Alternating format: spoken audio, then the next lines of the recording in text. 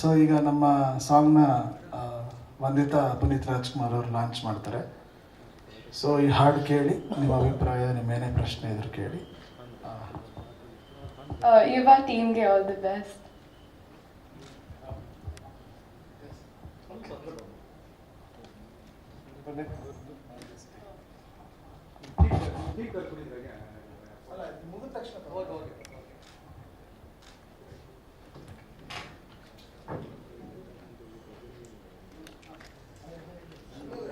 ಒಂದು ತಂದೆ ಮೇಲೆ ಒಂದು ಹಾಡು ಮಾಡೋದು ಒಂದು ಅವಕಾಶ ನನಗೆ ಈ ಸಿನಿಮಾದಲ್ಲಿ ಸಿಕ್ತು. ಆ್ಯಕ್ಚುಲಿ ನಾನು ಇಲ್ಲಿ ಬಂದು ಕೇಳಿದಾಗ ನನಗೆ ಸ್ವಲ್ಪ ಭಾವುಕನಾದೆ, ಕ್ಷಮೆ ಇರಲಿ.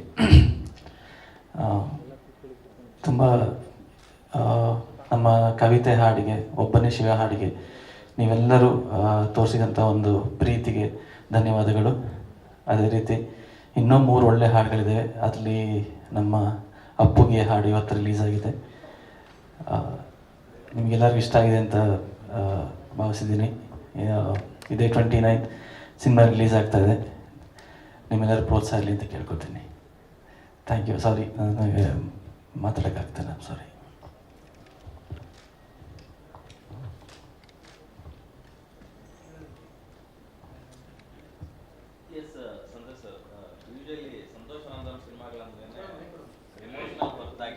ಕಂಟೆಂಟು ಯಾವಾಗಲೂ ಎಮೋಷನ್ಸ್ನ ಸುತ್ತುವಂಥ ಒಂದು ಕಥಾಹಂದರ ಇರುತ್ತೆ ನಿಮ್ಮ ಸಿನಿಮಾಗಳಲ್ಲಿ.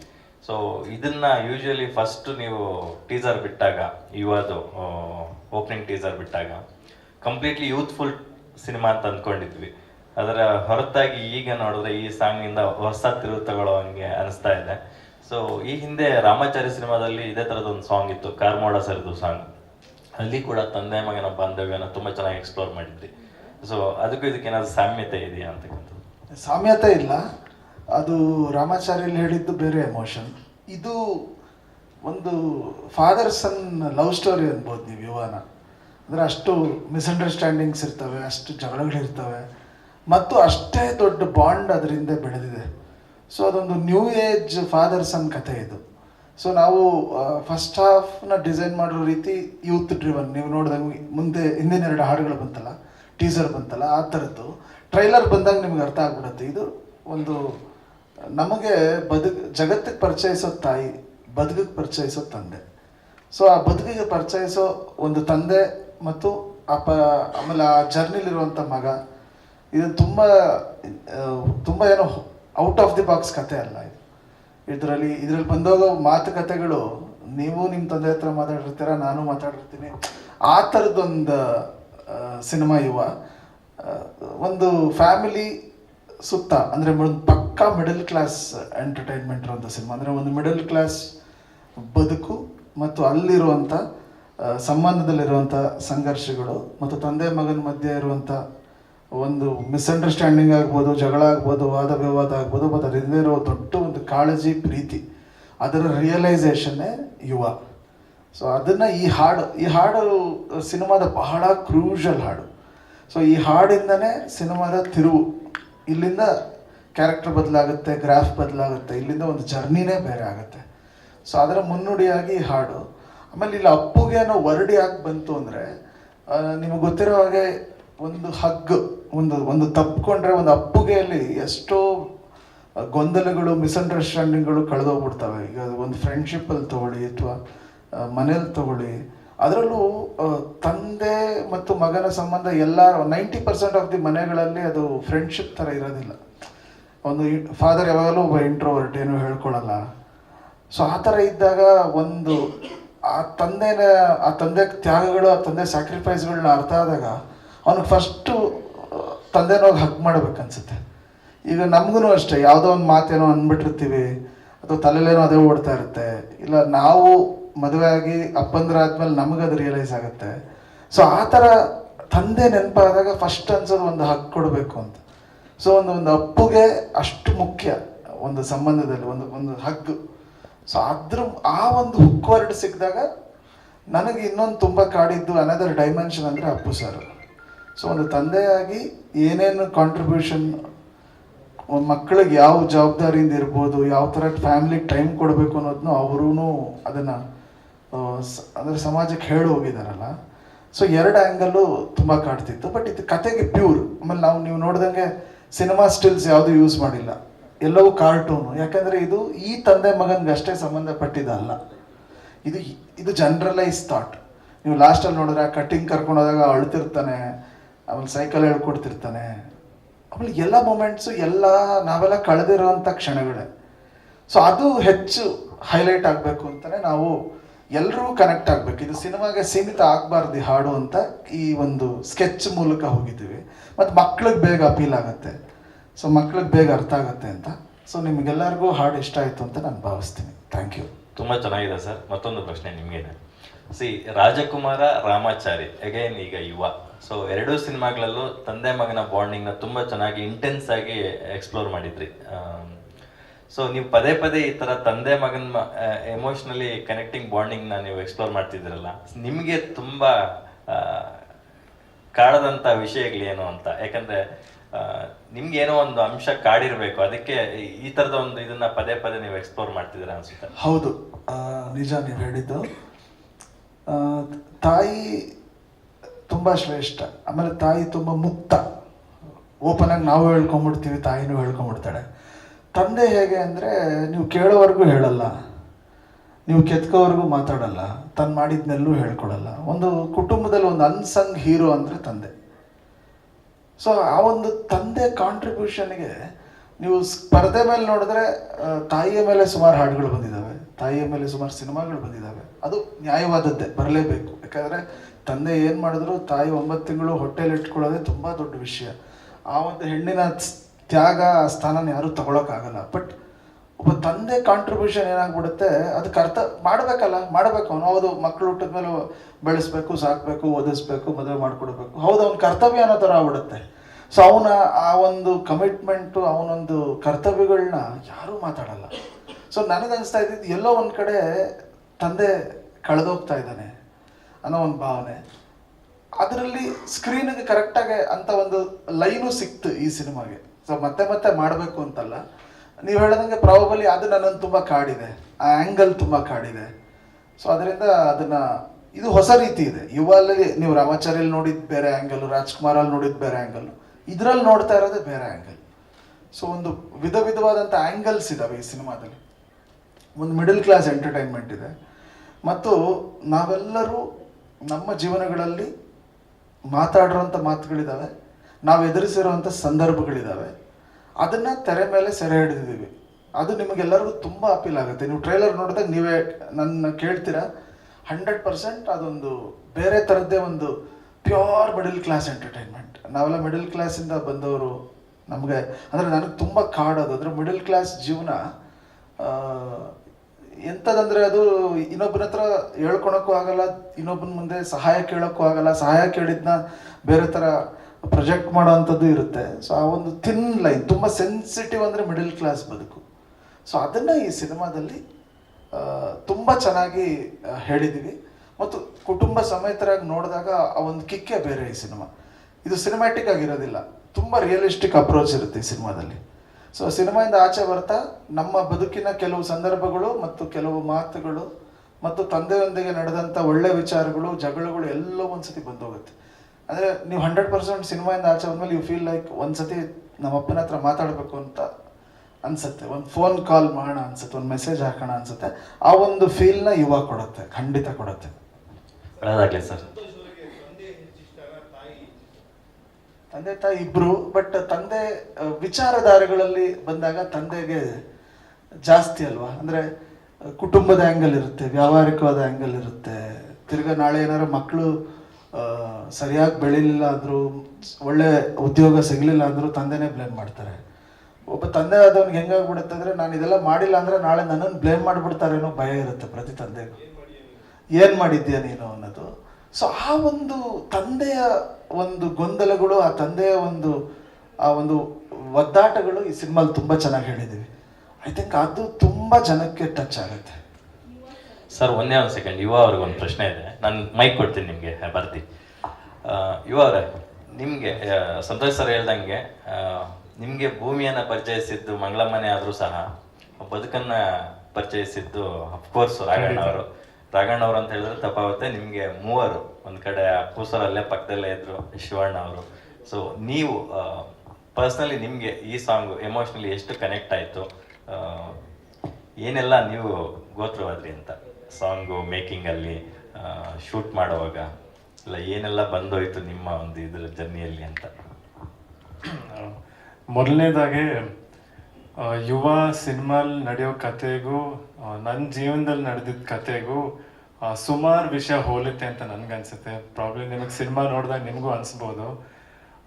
ಸರ್ ಹೇಳ್ದಂಗೆ ತಂದೆ ಮಗನ ಸಂಬಂಧ ಅದೊಂಥರ ಹೇಳೋಕ್ಕಾಗ್ದಿರೋ ಬೇರೆ ಥರ ಸಂಬಂಧ. ಯಾವಾಗ ತಂದೆ ಜವಾಬ್ದಾರಿ ನಮ್ಗೆ ಯಾವತ್ತೂ ಅರ್ಥ ಆಗಲ್ಲ. ಯಾವಾಗ ನಾವು ದುಡಿಯೋಕ್ಕೆ ಶುರು ಮಾಡ್ತೀವೋ ಅವಾಗಲೇ ನಮಗೆ ನಮ್ಮ ತಂದೆ ಜವಾಬ್ದಾರಿ ಅರ್ಥ ಆಗೋದು.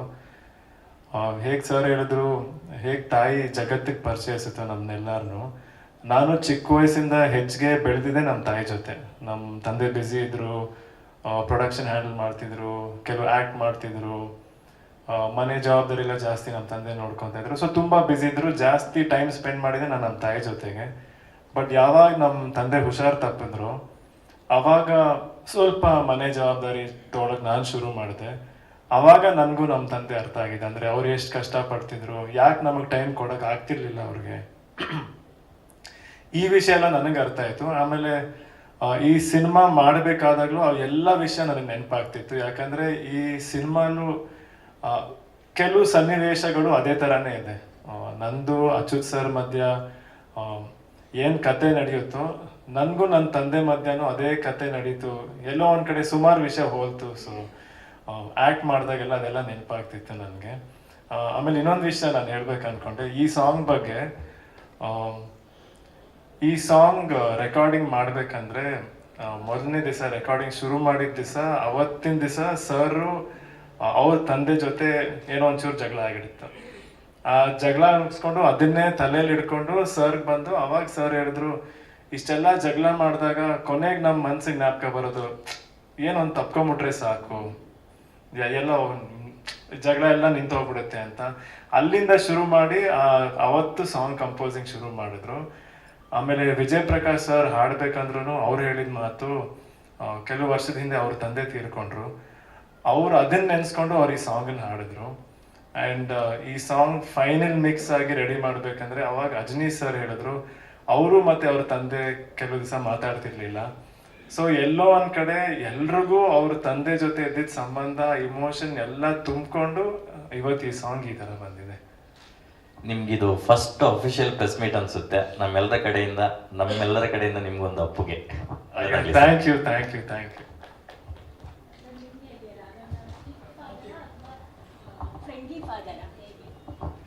ಎರಡು ಥರನೂ ಇದ್ರು. ಅಂದ್ರೆ ಯಾವಾಗ ಸ್ಟ್ರಿಕ್ಟ್ ಆಗಿರ್ಬೇಕು, ಸಿಕ್ಕಾಪಟ್ಟೆ ಬೈದಿದ್ದಾರೆ. ಕೆಲವು ಸತಿ ಸ್ಕೂಲ್ ಕಾಲೇಜಿಂದೆಲ್ಲ ಲೇಟಾಗಿ ಬಂದಿದ್ದೀನಿ, ರಾತ್ರಿ ಲೇಟಾಗಿ ಮರ್ತಿದ್ದೆ, ಓದಿದಾಗ ಓದ್ತಿರ್ಲಿಲ್ಲ, ಅವಾಗೆಲ್ಲ ಸಿಕ್ಕಾಪಟ್ಟೆ ಬೈಯೋರು. ಇವಾಗ ಪಾಪ ನಮ್ಮ ಅಪ್ಪ ಸ್ವಲ್ಪ ಸಾಫ್ಟ್ ಆಗಿದ್ದಾರೆ. ಸೊ ಹೇಳ್ತಾರೆ, ಇವಾಗ ತುಂಬಾ ಫ್ರೆಂಡ್ ತರ ಇರ್ತಾರೆ, ಎಲ್ಲ ವಿಷಯ ಮಾತಾಡ್ತಾರೆ, ಎಲ್ಲ ವಿಷಯ ಡಿಸ್ಕಸ್ ಮಾಡ್ತೀವಿ. ಬಿಸ್ನೆಸ್ ವಿಷಯ ಆಗಲಿ, ಸಿನಿಮಾ ವಿಷಯ ಆಗಲಿ, ಸಜೆಷನ್ಸ್ ಕೊಡ್ತಾ ಇರ್ತಾರೆ. ಸೊ ಎರಡು ಥರನೂ ನೋಡಿದ್ದೀನಿ ಅವ್ರನ್ನ. ಯೂಶ್ವಲಿ ಹೆಣ್ಮಕ್ಳು ತಂದೆ ಜೊತೆಗೆ ಅಟ್ಯಾಚ್ಮೆಂಟ್ ಜಾಸ್ತಿ, ಗಂಡು ಮಕ್ಕಳು ತಾಯಿ ಜೊತೆಗೆ ಅಟ್ಯಾಚ್ಮೆಂಟ್ ಜಾಸ್ತಿ ಅಂತ ಇರುತ್ತೆ. ಬಟ್ ನಿಮಗೆ ತಂದೆ ಜೊತೆಗೆ ತಾಯಿ ಜೊತೆಗೆ ಅಟ್ಯಾಚ್ಮೆಂಟ್ ಜಾಸ್ತಿ. ಅಂದ್ರೆ ನಾನು ಹೇಳ್ದಾಗೆ ಚಿಕ್ಕ ವಯಸ್ಸಿಂದ ಜಾಸ್ತಿ ಬೆಳೆದಿದ್ದೆ ತಾಯಿ ಜೊತೆ. ಅಂದ್ರೆ ಯಾವಾಗ್ಲೂ ಅವ್ರ ಜೊತೆನೆ ಇರೋದು. ಇವಾಗ ಊಟ ಮಾಡಿದಾಗ್ಲೂ ನನ್ ಜ್ಞಾಪಕ ಇದೆ, ನಮ್ಮ ಅಮ್ಮ ಇದ್ರೆ ಮಾತ್ರ ನಾನು ಊಟ ಮಾಡ್ತಿದ್ದೆ.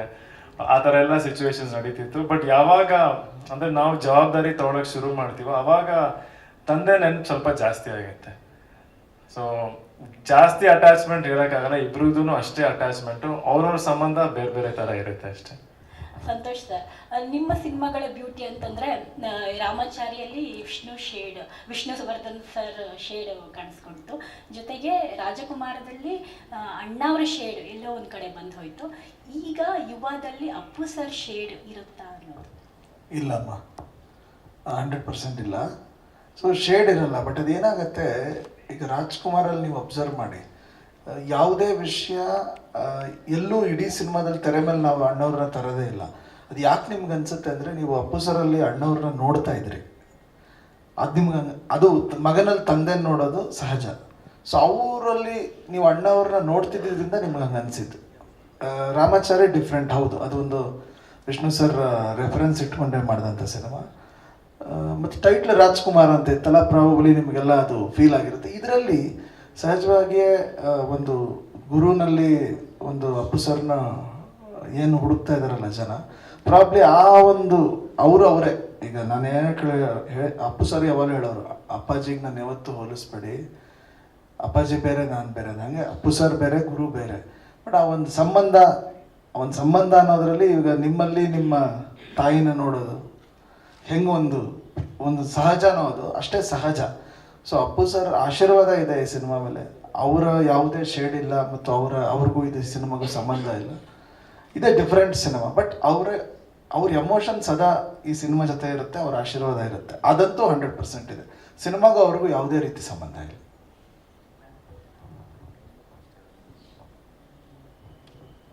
ಸರ್ ಸರ್ ಅಪ್ಪು ಸರ್ ಇದ್ದಿದ್ದಿದ್ರೆ, ನಮ್ಮ ಜೊತೆಗೆ ಇದ್ದಿದ್ದಿದ್ರೆ ಈ ಒಂದು ಸಿನಿಮಾ ನಿಮ್ಮಿಬ್ಬರ ಕಾಂಬಿನೇಷನಲ್ಲಿ ಬರೋ ಸ್ವಲ್ಪ ತಡ ಆಗ್ಬೋದಿತ್ತೇನೋ ಮುಂದಿನ ದಿನಗಳಲ್ಲಿ. ಆದರೆ ಈ ಸಿನಿಮಾ ಅಪ್ಪು ಸರ್ ಇನ್ನಿಲ್ಲ ಅಂತ ನಮಗೆ ಗೊತ್ತಾದ ಮೇಲೆ ಆ ಜವಾಬ್ದಾರಿಯನ್ನು ಆನಂದ್ ಸರ್ ತಗೊಂಡ್ರು. ಏನಾದರೂ ಒಂದು ಮಾಡಬೇಕು ಯುವ ಸರ್ಗೆ, ಅಥವಾ ಅಪ್ಪು ಸರ್ನ ಮತ್ತೆ ನೆನಪಿಟ್ಕೊಳ್ಬೇಕು ಅಂತ ಕೆಲಸ ಮಾಡಬೇಕು ಅಂತೇಳಿ. ಸೊ ಅವರು ನಿಮ್ಮ ಹತ್ರ ಕತೆ ಹೇಳಿದಾಗ ನೀವು ಕಥೆಯನ್ನು ಓಕೆ ಮಾಡೋದಕ್ಕೆ ಆನಂದ್ ಸರ್ ಈಗಾಗಲೇ ಇಂಡಸ್ಟ್ರಿಯಲ್ಲಿ ಸಾಕಷ್ಟು ಹಿಟ್ಗಳನ್ನ ಕೊಟ್ಟಿದ್ದಾರೆ ಅಂತನೋ, ಅಥವಾ ಅಪ್ಪು ಸರ್ ಜೊತೆ 2 ಸಿನಿಮಾಗಳನ್ನ ಸೂಪರ್ ಹಿಟ್ ಕೊಟ್ಟಿದ್ದಾರೆ ಅಂತನೋ, ಅಥವಾ ಫ್ಯಾಮಿಲಿ ಎಂಟರ್ಟೈನ್ಮೆಂಟ್ ಆಗಿ ಅವರು ಬರೆದಿರುವಂಥ ಎಲ್ಲ ಸಿನಿಮಾಗಳು ಸೂಪರ್ ಹಿಟ್ ಆಗಿದೆ ಅಂತನೋ, ಈ 3 ಕಾರಣಗಳು ಯಾವುದೋ ಒಂದು ಇರಬೇಕು. ಅಥವಾ ಇದನ್ನು ಬಿಟ್ಟು ಇಲ್ಲ ಆನಂದ್ ಸರ್ ಜೊತೆ ನಾನು ಸಿನಿಮಾ ಮಾಡಿದ್ರೆ ಅಪ್ಪು ಸರ್ ನಾನು ಅಪ್ಪು ಸರ್ ಇರ್ತಕ್ಕಂಥ ಎಲ್ಲ ಫ್ಯಾನ್ಗಳು ನನ್ನನ್ನು ಇಷ್ಟಪಡ್ತಾರೆ ಅನ್ನೋದು ಕಾರಣ ಯಾವುದಾದ್ರೂ ಒಂದು ಇರ್ಬೋದು ಅನ್ನೋದು ಹೇಳ್ಬೇಕು ಸರ್.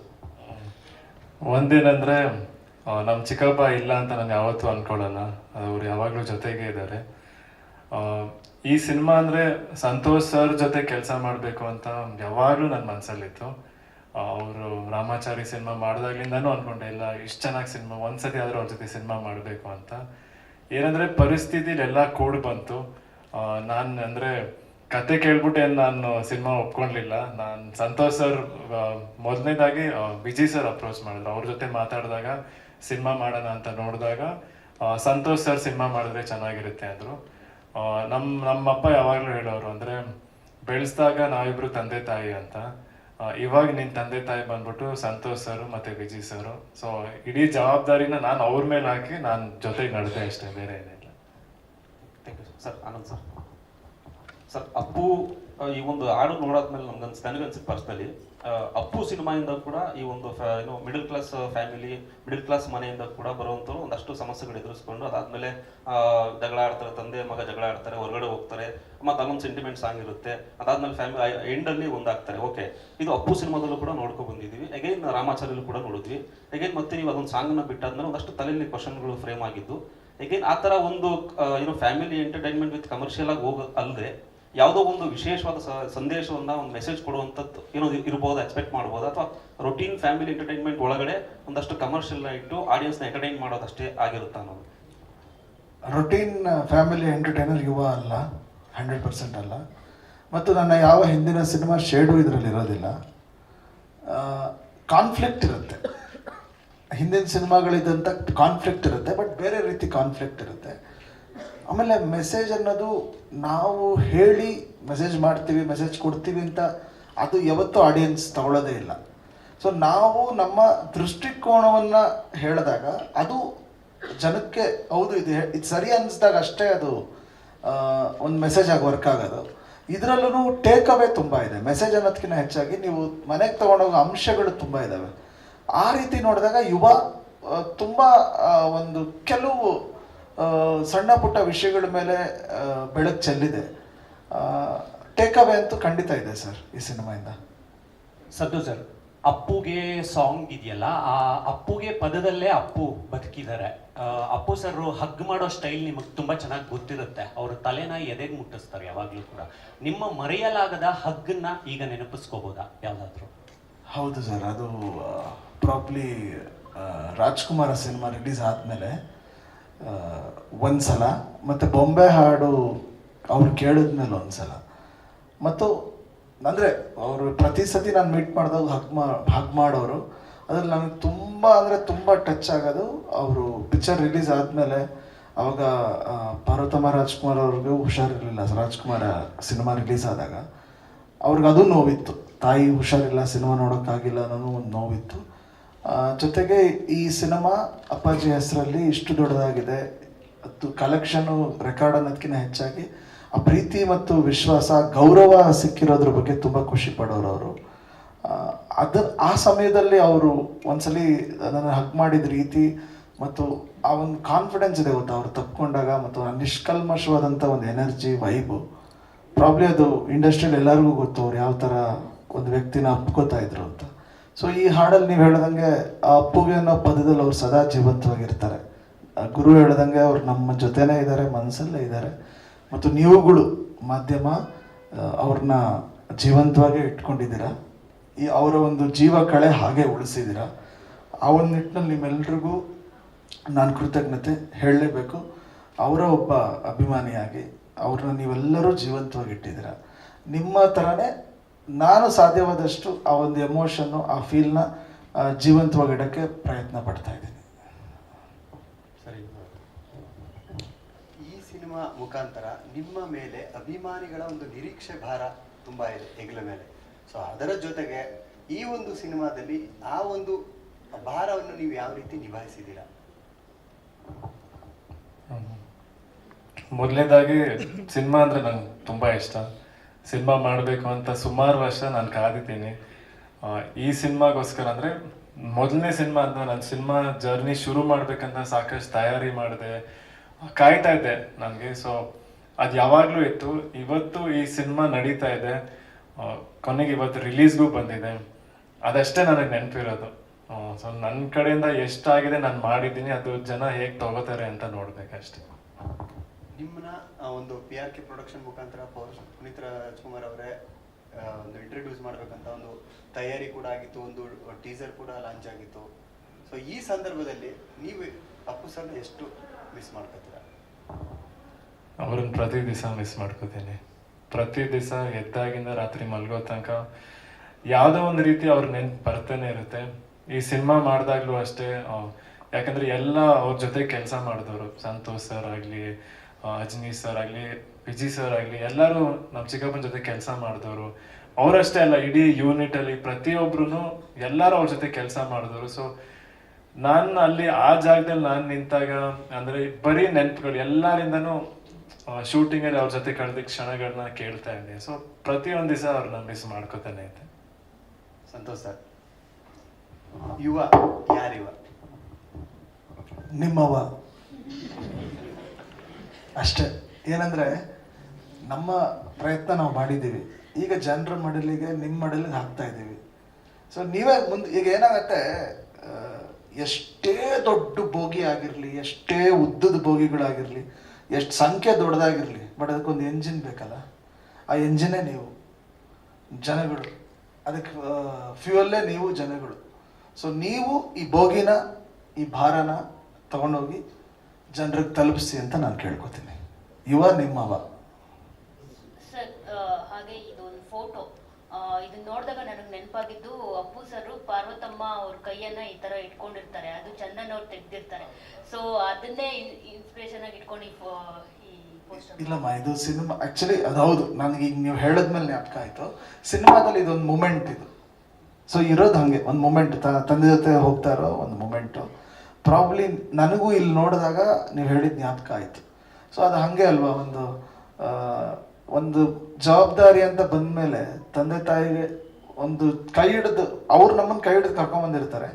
ಒಂದು ಘಟ್ಟಕ್ಕೆ ಹೋದ್ಮೇಲೆ ನಾವು ಅವ್ರ ಕೈ ಹಿಡಿದು ಕರ್ಕೊಂಡು ಹೋಗ್ಬೇಕು. ಅದೊಂದು ಸೈಕಲ್, ಆ ಸೈಕಲ್ನ ಯುವ ನೆನಪಿಸುತ್ತಮ್ಮ ಎಲ್ಲರಿಗೂ.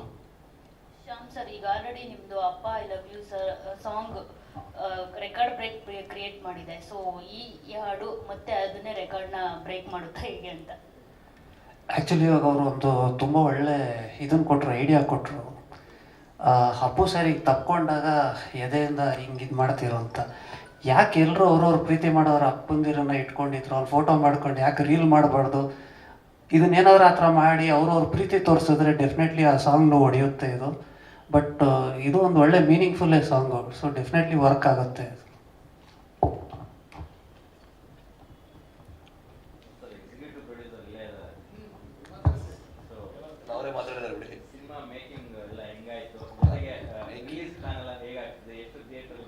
ಅಲ್ಲ ಮ್ಯಾಕ್ಸಿಮಮ್ ಇರುತ್ತೆ ಥಿಯೇಟರ್ಸ್ ಎಲ್ಲ, ಬಿಕಾಸ್ ಇಂಟ್ರೊಡಕ್ಷನ್ ಆಮೇಲೆ ಅಷ್ಟೇ ಡಿಮಾಂಡ್ ಇದೆ. ಸೊ ಮ್ಯಾಕ್ಸಿಮಮ್ ಥಿಯೇಟರ್ ರಿಲೀಸ್ ಆಗುತ್ತೆ. ಆಮೇಲೆ ಸಿನಿಮಾ ಜರ್ನಿ ಬಗ್ಗೆ ಟೆಕ್ನಿಷಿಯನ್ಸ್ ಹೇಳಬೇಕು, ನಾವೇನು ಬರ್ತೀವಿ ಹೋಗ್ತೀವಿ. ಸೊ ಹಾಗಾಗಿ ಎಲ್ಲ ಡೈರೆಕ್ಟರ್ ಹೇಳಿದ್ದಾರೆ. ಸೊ ತುಂಬ ಕಷ್ಟಪಟ್ಟು ಮಾಡಿದ್ದಾರೆ. ನನ್ನ ಫೇವ್ರೇಟ್ ಸಾಂಗ್ ಇದೆ ಆ್ಯಕ್ಚುಲಿ, ಬಿಕಾಸ್ ಅಲ್ಲಿಂದ ಹೇಳ್ಬೇಕಂತ ಇದ್ದೆ. ಯಾಕಂದರೆ ಪ್ರತಿಯೊಬ್ಬರಿಗೂ ಅವ್ರ ತಂದೆ ಹೀರೋ. ಸೊ ನನಗೂ ಸಹ ಎಲ್ಲರಿಗೂ ಸಹ. ಸೊ ನನ್ನ ಫೇವ್ರೇಟ್ ಸಾಂಗ್ ಇದು. ಸೊ 100% ಇನ್ವೆಸ್ಟ್ ನಾನು ವಾಕನಾಗಿದ್ದೀನಿ. ನೋಡೋಣ ಈ ಸಾಂಗ್ ಏನು ತೊಗೊಂಡೋಗುತ್ತೆ. ಇವೆಲ್ಲ ಒಳ್ಳೆ ಐಡಿಯಾ ಇದೆ ಆ್ಯಕ್ಚುಲಿ. ಎಲ್ಲರೂ ರೀಲ್ಸ್ ಮಾಡಿದ್ರೆ I think this song will go somewhere. Thank you.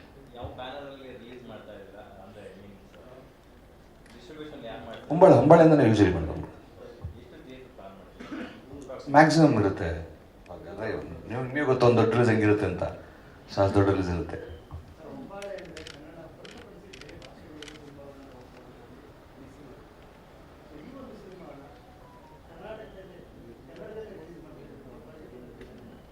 ಅದು ಡೈರೆಕ್ಟ್ ಹೇಳಬೇಕು.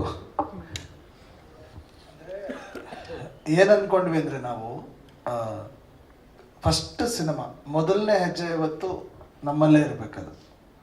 ಅದು ಕನ್ನಡಿಗರಿಗೆ ಇರಬೇಕು, ಕನ್ನಡ ಸಿನಿಮಾನೇ ಆಗಿರಬೇಕು. ಸೊ ಅದು ಕನ್ನಡದಲ್ಲೇ ಮೊದಲನೇ ಹೆಜ್ಜೆ ಇಡಬೇಕು, ಈ ಜನಕ್ಕೆ ಸಿನಿಮಾ ಮಾಡಬೇಕು ಅಂತಲೇ ಮಾಡಿದ್ದಿದ್ದು. ಯಾಕಂದರೆ ಈ ಕುಟುಂಬನ ನಿಮಗೆ ಗೊತ್ತು, 5 ದಶಕಗಳಿಂದ ಹರಿಸ್ತಾ ಇರೋದು ಕನ್ನಡಿಗರು, ಬೆಂತಡ್ತಾ ಇರೋದು ಕನ್ನಡಿಗರು. ಸೊ ಆ ಕನ್ನಡಿಗರಿಗೆ ಈ ಸಿನಿಮಾ ಮಾಡಬೇಕು ಅಂತಲೇ ಮಾಡಿದ್ದು. ಬೇರೆ ಭಾಷೆಗಳಲ್ಲಿ ಅದು ಪ್ರಾಬಬ್ಲಿ ಇಲ್ಲಿನ ಒಂದು ರಿಯಾಕ್ಷನ್ ಮೇಲೆ ಪ್ರಾಬ್ಲಿ ಅವ್ರಿಗೆ ಪ್ಲ್ಯಾನ್ಸ್ ಇರುತ್ತೆ. ನಾನು ಅದ್ರ ಬಗ್ಗೆ ಹೆಚ್ಚಾಗಿ ಡಿಸ್ಕಸ್ ಮಾಡಿಲ್ಲ. ಕಾರಣ ಇದು ಪ್ರತಿ ಕನ್ನಡದ ಮನಗಳಿಗೆ ತಲುಪಿಸುವಂಥ ಪ್ರಯತ್ನ ನಮ್ಮ ಕಡೆಯಿಂದ ಇರಬೇಕು ಅಂತ ನಾವು ಅದ್ರ ಮೇಲೆ ಹೆಚ್ಚು ಫೋಕಸ್ಡ್ ಆಗಿದ್ದೀವಿ.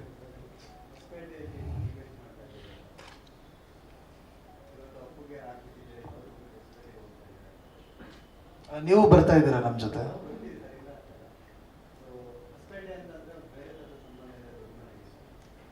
ಹೌದು, ಅದು ಕಲೆಕ್ಟಿವ್ ಡಿಸಿಷನ್ ಅಲ್ಲಿ ಮಾಡಬೇಕು ಅಂತ.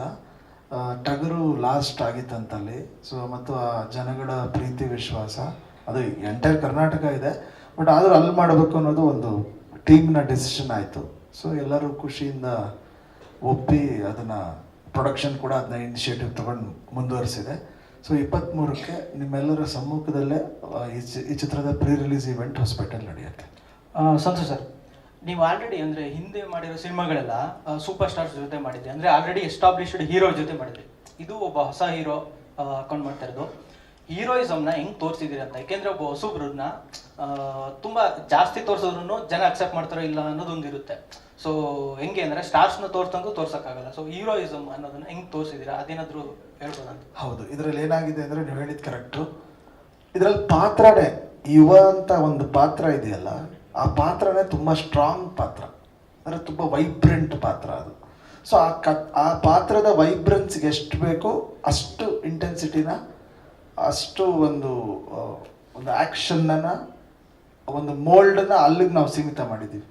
ಸೊ ಇದು ಆ ಪಾತ್ರ, ಇದು it's a character driven film, ಒಂದು ಪಾತ್ರದ ಸುತ್ತ ನಡೆಯುವಂಥ ಕತೆ. ಸೊ ಆ ಇಂಟೆನ್ಸಿಟಿ ನಿಮಗಿರ್ತದೆ. ಒಂದು ಯೂತಲ್ಲಿ ಒಂದು ರೇಜ್ ಇರುತ್ತೆ ಗೊತ್ತಾ, ಸೊ ಆ ರೇಜ್ ತುಂಬ ಚೆನ್ನಾಗಿ ಕಾಣುತ್ತೆ. ಇದು ಸ್ಟಾರ್ಡಮ್ ಅಲ್ಲ, ಇನ್ನೊಂದಲ್ಲ, ಮತ್ತೊಂದಲ್ಲ, ರೇಜ್. ಸೊ ಆ ರೇಜ್ನ ತುಂಬ ಚೆನ್ನಾಗೇ ಇದರಲ್ಲಿ ಪೋರ್ಟ್ರೇ ಮಾಡಿದ್ದೀವಿ. ಅದು ಪ್ರಾಬಬ್ಲಿ ಎಲ್ಲ ಯೂತ್ಗೂ ಕನೆಕ್ಟ್ ಆಗುತ್ತೆ, ರೇಜ್. ಸೊ ಯೂತ್ ಅಂದಮೇಲೆ ಆ ರೇಜ್ ಇರಲೇಬೇಕು. ಕಾಲೇಜ್ ಡೇಸಲ್ಲಿ ಕಾಲೇಜಲ್ಲಿ ನಡೆಯೋ ಜಗಳಗಳಾಗ್ಬೋದು, ಗ್ಯಾಂಗ್ ವಾರ್ಗಳಾಗ್ಬೋದು, ಆ ಥರ ಎಷ್ಟೋ ಕಾಲೇಜ್ ಎಲಿಮೆಂಟ್ಸ್ ಈ ಸಿನಿಮಾದಲ್ಲಿ ಇದ್ದಾವೆ. ಅಲ್ಲಿ ತುಂಬ ವೈಬ್ರೆನ್ಸ್ ಇರುತ್ತೆ, ತುಂಬ ರೇಜ್ ಇರುತ್ತೆ. ಅದನ್ನು ತುಂಬ ಲೌಡಾಗಿ ಹೇಳಿದ್ದೀವಿ. ಆ ಥರ ಟ್ರೀಟ್ಮೆಂಟ್ ಆಗಿದೆ.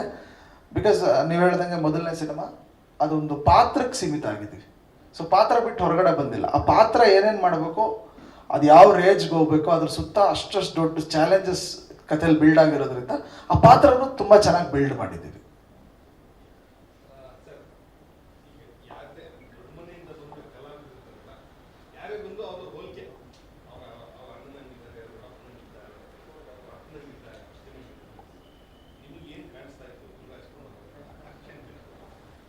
ನನಗೇನೋ ಒಂದು ಇಂಡಿವಿಜುವಾಲಿಟಿ ಕಾಣಿಸ್ತು. ಕಾರಣ ಏನಂದರೆ ಫಸ್ಟ್ ಟೈಮು ದೊಡ್ಡ ಮನೇಲಿ ಒಂದು ಗಡ್ಡ ಮೀಸೆ ಬಿಟ್ಕೊಂಡ್ ಬಂದಿರೋ ಹೀರೋ, ಅದು ಹೊಸ್ದು ನನಗೆ. ನಾನು ಇಲ್ಲಿವರೆಗೂ ನೋಡಿರ್ಲಿಲ್ಲಲ್ಲ ಯಾರು, ಅಂದರೆ ಈ ಥರ ಒಂದು ಗೆಟಪ್ಪಲ್ಲಿ ಯಾರು ಇರಲಿಲ್ಲ. ಸೊ ನನಗೆ ಗುರು ನೋಡುವಾಗೆಲ್ಲ ಒಂಥರ ಹೊಸ್ದು ಅನ್ಸೋದು. ಆಮೇಲೆ ಕಣ್ಣು ತುಂಬ ಚೆನ್ನಾಗಿದೆ ಗುರುದು, very intense eyes. But action ಮಾತ್ರ ತುಂಬ ಸರ್ಪ್ರೈಸ್ ಆಯ್ತು ನನಗೆ. ಅಂದರೆ ಟ್ರೈನ್ ಆಗಿದ್ರು ಎಲ್ಲವೂ ನಾನು ವಿಡಿಯೋಗಳು ನೋಡಿದ್ದೆ, ಬಟ್ ಅದು ಸ್ಪಾಟಲ್ಲಿ ಆ ಎಕ್ಸಿಕ್ಯೂಷನ್ ಮಾಡುವಾಗ ಅದೊಂಥರ ಕಿಕ್, ಆಡಿಯನ್ಸ್ಗೂ ತುಂಬ ಒಳ್ಳೆ ಕಿಕ್ ಇರುತ್ತೆ ಆ್ಯಕ್ಷನಲ್ಲಿ. ಆ ಡ್ಯಾನ್ಸು ತುಂಬ ಚೆನ್ನಾಗಿ ಮಾಡಿದ್ದಾರೆ. ಆಮೇಲೆ ಇದರಲ್ಲಿ ಒಂದು ಒಬ್ಬನೇ ಶಿವಲ್ಲಿ ಒಂದು ಹೈಲೈಟ್ ಬಿಟ್ಟಿಲ್ಲ ನಾವು, ನುಂಚಾಕ್ ಇಟ್ಕೊಂಡು 2 ನುಂಚಾಕಲ್ಲಿ ಡ್ಯಾನ್ಸ್ ಮಾಡಿದ್ದಾರೆ. ತುಂಬ ಹೈಲೈಟ್ ಆಗುತ್ತೆ, ಅದು ಥಿಯೇಟ್ರಿಗೆ ಇರಲಿ ಅಂತ ನಾವು ರಿಲೀಸ್ ಮಾಡಲಿಲ್ಲ. ಆ ನಿಟ್ಟಿನಲ್ಲಿ ನೋಡಿದಾಗ ಗುರುಗೊಂದು ಇಂಡಿವಿಜುವಾಲಿಟಿ ಇದೆ. ಶಿವಣ್ಣ ನೋಡಿದಾಗ ನಮ್ಮ ಸಿನಿಮಾದ ಶೋರಿಲ್ ಆಗ್ಬೋದು, ಹಾಡು ನೋಡಿದಾಗ ಶಿವಣ್ಣನೂ ಅದೇ ಅಂದರು, ಇಲ್ಲ ಇಂಡಿವಿಜುವಾಲಿಟಿ ಇದೆ ಸಂತೋಷ್ ಗುರುಗೆ ಅಂತ. ನನಗೂ ಅದೇ ಅನಿಸಿದ್ದು. ಆ ಇಂಡಿವಿಜುವಾಲಿಟಿ ತುಂಬ ಚೆನ್ನಾಗಿರುತ್ತೆ. ಆಮೇಲೆ ನೆರಳು ನೀವು ಹೇಳ್ದಂಗೆ ಇದ್ದೇ ಇರುತ್ತಲ್ಲ, ಆ ನೆರಳನ್ನ ನಮ್ಮ ಮನಸ್ಸಿಂದನೂ ಯಾರು ತೆಗಿಯೋಕ್ಕಾಗಲ್ಲ, ಜನರ ಮನಸ್ಸಿಂದನೂ ಯಾರು ತೆಗಿಯೋಕ್ಕಾಗಲ್ಲ. ಬಟ್ ಗುರು ಯಾರನ್ನೂ ಇಮಿಟೇಟ್ ಮಾಡಿಲ್ಲ. ನನಗೆ ತುಂಬ ಖುಷಿಯಾಗಿದೆ, ಅದೇ ಇಮಿಟೇಷನ್ ಇಲ್ಲ. ಸೊ ಇದು ಒಂದು ಓನ್ ಸ್ಟೈಲ್ ಇದೆ. ಅದರಲ್ಲಿ ನೆರಳು ಕಾಣುತ್ತೆ, ಶ್ಯಾಡೋಸ್ ಇರ್ತವೆ, ಅದು ನೀವು ಏನು ಮಾಡೋಕ್ಕಾಗಲ್ಲ, ನಿಮಗೆ ಅನಿಸ್ತಾ ಇರುತ್ತೆ ಒಳಗಡೆಯಿಂದ. But he has maintained his individuality. ನಾನು ಮುಂಚೆಯಿಂದ ಗುರು ಒಂದು ಅದು ತೆರೆಗೆ ಯುವರಾಜ್ ಆಗಿದೆ, ನನಗೆ ಗುರುನೇ ಆಗ್ಬಿಟ್ಟಿದೆ.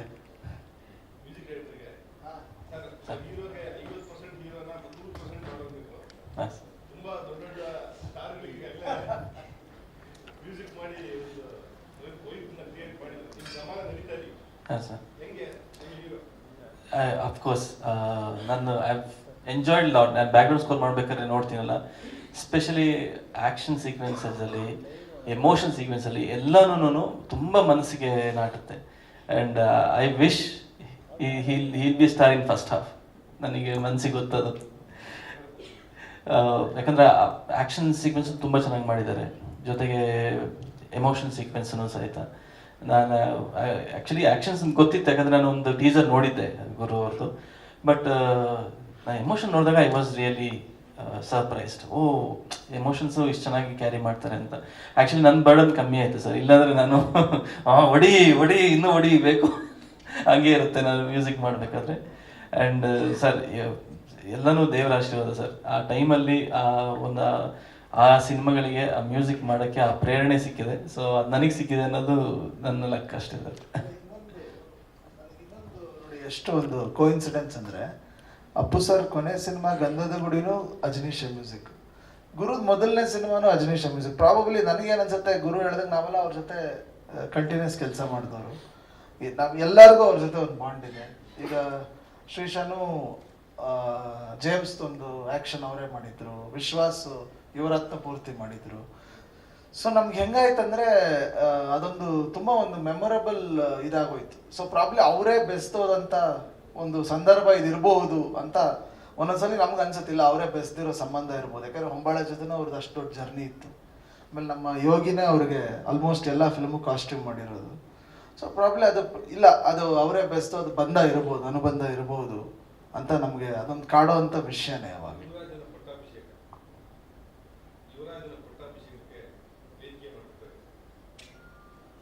ಪ್ರಾಬಬ್ಲಿ ಅದು ನೀವು ಅಭಿಮಾನದಿಂದ ಹೇಳ್ತಾ ಇದ್ದೀರಾ. ನನಗೇನು ಅನ್ಸುತ್ತೆ, ಅವರೊಂದು ದಾರಿ ತೋರಿಸಿದ್ದಾರೆ ಅಂತ, ಎಷ್ಟೊಂದು ವೇ ಹಿಂಗೆ ನಡಿಬೇಕು, ಹಿಂಗಿರಬೇಕು ಅಂತ.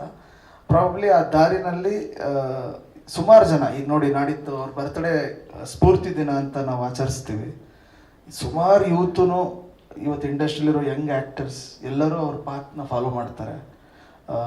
ನೀವು ಯಾರೇ ನೋಡ್ಬೋದು, ಬಿಗ್ ಬಾಸಲ್ಲಿ ಗೆದ್ದರು, ಇನ್ನೆಲ್ಲೋ ಗೆದ್ರೂ ಬಂದು ಗೆದ್ದವರೆಲ್ಲ ಬಂದು ಅವರ ಒಂದು ಪುಣ್ಯ ಭೂಮಿಗೆ ಹೋಗಿ ಒಂದು ವಿಸಿಟ್ ಆಗಿ ಬರೋದ್ರ ಅರ್ಥ ನನಗೇನು ಅನ್ಸುತ್ತೆ ಅಂದರೆ ಆ ಒಂದು ಇನ್ಸ್ಪಿರೇಷನ್. ಸೊ ಅದು ಯೂತ್ಗೆ, ಇವತ್ತು ಯೂತಲ್ಲಿರೋ ಆ ಸ್ಪೀಡು, ರೇಜು, ಆ್ಯಟಿಟ್ಯೂಡಲ್ಲಿ ಎಲ್ಲೋ ಒಂದು ಕಡೆ ಆ ಸೌಮ್ಯತೆ, ಸಹಜತೆ ಮತ್ತು ಆ ಸಿಂಪ್ಲಿಸಿಟಿನ ನಾವು ಅಳವಡಿಸ್ಕೋಬೇಕು ಅಂತ ಅವ್ರು ಹೇಳಿದ್ದಾರೆ ಅನ್ಸುತ್ತೆ. ಪ್ರಾಬ್ಲಿ ಅವರು ದಾರಿ ತೋರಿಸಿದ್ದಾರೆ, ಆ ದಾರಿಲಿ ಸುಮಾರು ಜನ ಹೋಗ್ತಿದ್ದಾರೆ, ಅವ್ರ ಜೊತೆ ಗುರುನು ಹೋಗ್ತಿದ್ದಾರೆ ಅನ್ಸುತ್ತೆ ನನಗೆ.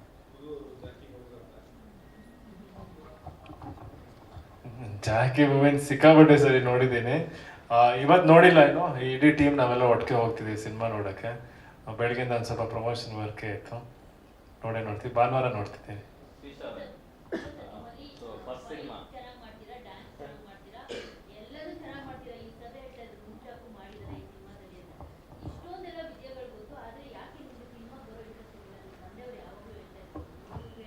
ಅಲ್ಲ, ಅವ್ರಿಗೆ ಗೊತ್ತಿರಲಿಲ್ಲ, ನಾನು ಯಾರಿಗೂ ಹೇಳಿರ್ಲಿಲ್ಲ ಅಷ್ಟೇ. ನನಗೆ ಇಂಟ್ರೆಸ್ಟ್ ಇತ್ತು, ನಾನು ಪ್ರಿಪೇರ್ ಆಗ್ತಿದ್ದೆ, ಯಾರಿಗೂ ಹೇಳಿರ್ಲಿಲ್ಲ. ಸ್ವಲ್ಪ ನನಗೆ ಕಾನ್ಫಿಡೆನ್ಸ್ ಬಂದಾಗ ನಾನು ವಿಷಯ ಹೇಳಿದ್ದು ಸಿನಿಮಾಗೆ ಬರಬೇಕು ಅಂತ.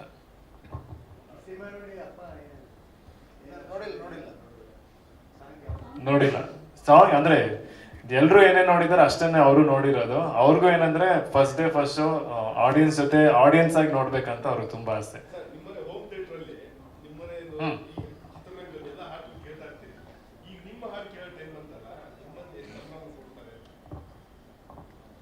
ನಾನು ತುಂಬಾ ಕೇಳಲ್ಲ, ನನ್ಗೂ ಕೇಳಕ್ ಒಂಥರ ಭಯ ಅಷ್ಟೇ. ಬಟ್ ಖುಷಿ ಪಡ್ತಾರೆ, ಅವ್ರ ಖುಷಿನ ಕಾಣಿಸ್ತಿದೆ ನನ್ಗೂ. ಅಂದ್ರೆ ಅವರು ಸಿನಿಮಾ ಕಾಯ್ತವ್ರೆ, ಅಂದ್ರೆ ಸಾಂಗ್ಸ್ ಎಲ್ಲ ನೋಡಿದಾರೆ, ಎಲ್ರು ಇಷ್ಟ ಆಗ್ತಿರೋದನ್ನ ಅವ್ರು ಖುಷಿ ಕೊಡ್ತಿದೆ. ರಿಲೀಸ್ಗೂ ಕಾಯ್ತಾರ ಅವರು. ನಾನು ಅವ್ರು ಹೇಗಂತಾರೆ, ಜನ ಏನಂತಾರೆ ಅಂತ ನಾನು ಕಾಯ್ತಾ ಇದ್ದೀನಿ.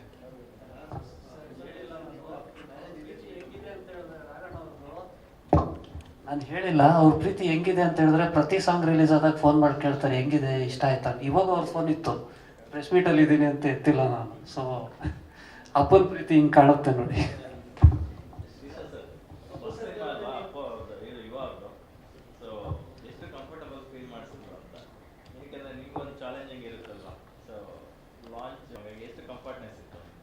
ಇಲ್ಲ, ಗುರು ಅವ್ರ ಜೊತೆ ಕೆಲಸ ಮಾಡ್ತಾರಂಗೆ ಲಾಂಚ್ ಮಾಡ್ತಿದ್ದೀವಿ, ಇನ್ನು ಯಾವುದೇ ಫೀಲ್ ಬರಲಿಲ್ಲ. ಅಂದ್ರೆ ಅವ್ರ ಜೊತೆ ಪ್ರೀ ಪ್ರೊಡಕ್ಷನ್ ಸ್ವಲ್ಪ ಟ್ರಾವೆಲ್ ಮಾಡಿದ್ವಿ. ಅಂಡ್ ಆನ್ ಸೆಟ್ ಬಂದಾಗ ಅವ್ರದ್ದೇನೋ ಹೊಸ ಫಸ್ಟ್ ಟೈಮ್ ಮಾಡ್ತಿದ್ದಾರೆ ಅನ್ನೋ ಫೀಲ್ ನಮಗೆ ಕೊಡಲಿಲ್ಲ ಅವರು. ಅಂದರೆ ಅವ್ರ ಪ್ರಿಪ್ರೇಷನ್ನು ಅದೆಲ್ಲ ಒಂದು ಮಟ್ಟಕ್ಕಿತ್ತು. ಹಾಗಾಗಿ ನಮಗೇನೋ ಅನ್ಕಂಫರ್ಟಬಲ್ ಆಗಿ ಅವ್ರಿಗೆ ನಾವೇನೋ ಹೇಳಬೇಕು ಆ ಪರಿಸ್ಥಿತಿ ಬರಲೇ ಇಲ್ಲ.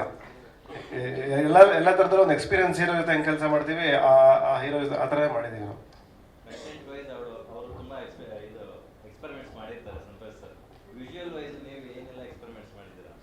ಇಲ್ಲ, ಈ ಸಿನಿಮಾ ವಿಜುವಲ್ ಒಂದು ಅಂದರೆ ಇಷ್ಟು ದಿವಸ ನೋಡ್ಕೊಂಡ್ ಬಂದಿರೋದಕ್ಕೂ ಈ ಸಿನಿಮಾಗೂ ಒಂದು ವ್ಯತ್ಯಾಸ ಅಂತೂ ಡೆಫಿನೆಟ್ಲಿ ಇದೆ. ಒಂದು ಒಳ್ಳೆ ಥಿಯೇಟ್ರಿಕಲ್ ಎಕ್ಸ್ಪೀರಿಯನ್ಸ್ ಕೊಡೋಕ್ಕೆ ಪ್ರಯತ್ನ ಪಟ್ಟಿದ್ದೀವಿ. ಎಲ್ಲ ಥರದಲ್ಲೂ, ಸೆಟ್ ವಿಚಾರದಲ್ಲಿರ್ಬೋದು, ಲೈಟಿಂಗ್ ವಿಚಾರದಲ್ಲಿರ್ಬೋದು, ಓವರ್ ಆಲ್ ಟೋನಿಂಗ್ ವಿಚಾರದಲ್ಲಿರ್ಬೋದು, ಎಲ್ಲ ಥರದಲ್ಲೂ ಒಂದು ಹೊಸ ಪ್ರಯತ್ನ ಮಾಡಿದ್ದೀನಿ ಅಂತ ಅನಿಸ್ತಾ ಇದೆ.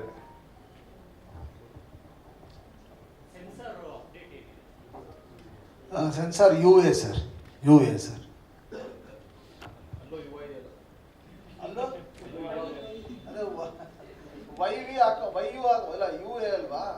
ಇನ್ನೊಂದು YA ಆಡ್ ಮಾಡ್ಬೇಕಂತ.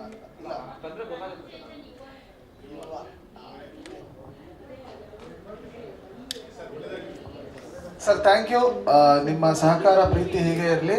21 ಟ್ರೈಲರ್ಗೂ ನಿಮ್ಮ ಸಹಕಾರ ಇರಲಿ. 23 ಹೊಸಪೇಟೆಯಲ್ಲೂ ನಿಮ್ಮ ಜೊತೆಲೆ ನಿಮ್ಮ ಸಮ್ಮುಖದಲ್ಲೇ ನಡೆಯುತ್ತೆ. ಎಲ್ಲರೂ ಬಂದು ಹರಿಸಿ ಈ ಸಿನಿಮಾನ ಕೈ ಹಿಡಿದು ನಡೆಸಿ ಅಂತ ಕೇಳ್ಕೊತೀನಿ. Thank you for your time. ಎಲ್ರಿಗೂ ಧನ್ಯವಾದಗಳು. ನಮಸ್ಕಾರ.